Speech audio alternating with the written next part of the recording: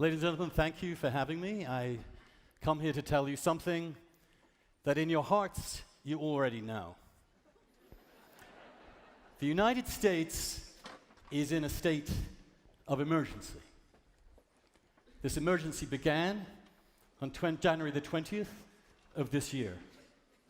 It began because we have a president uniquely unfit to hold the office that he does, who represents a threat to the core values of American democracy and the stability of the country, a threat to the national security of the United States and to the world.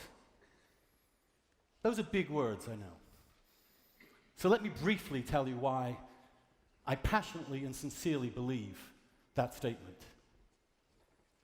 The first is that this president has waged a war on the truth from the minute he took office.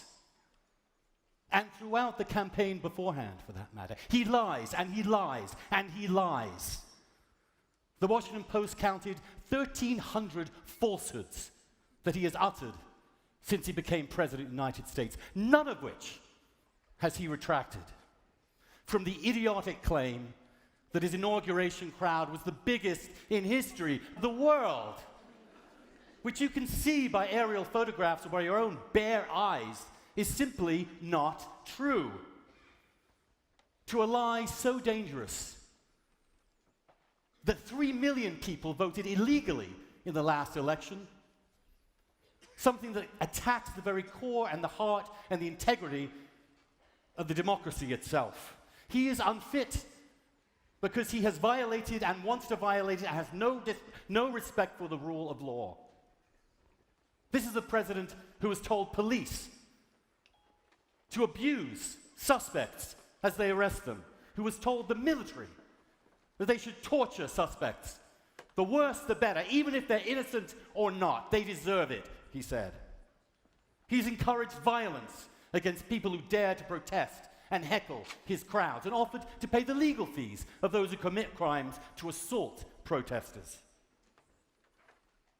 He's still seething with fury every day because his Attorney General, Jeff Sessions, one of the most hardcore Republicans you could find, actually dared to recuse himself from an investigation into a campaign with which he was intimately involved.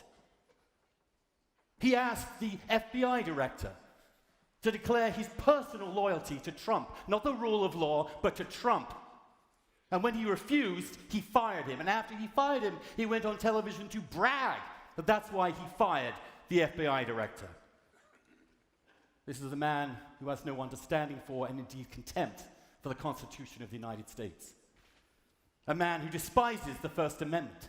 A man who threatened Jeff Bezos, the owner of the Washington Post, with an antitrust action if his newspaper criticized the president. A man who this week said he would remove the license of NBC because it dared report the truth about what he had said in an insane session about nuclear weapons, after which his own Secretary of State called him an effing moron.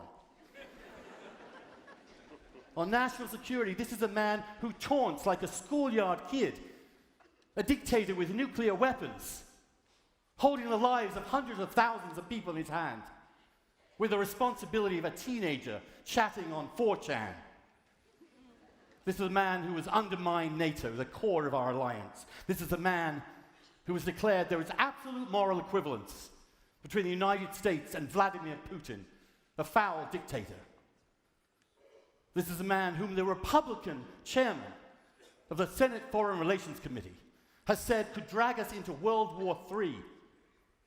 A man who's described the White House as an adult daycare center in which adults have to permanently be on shift.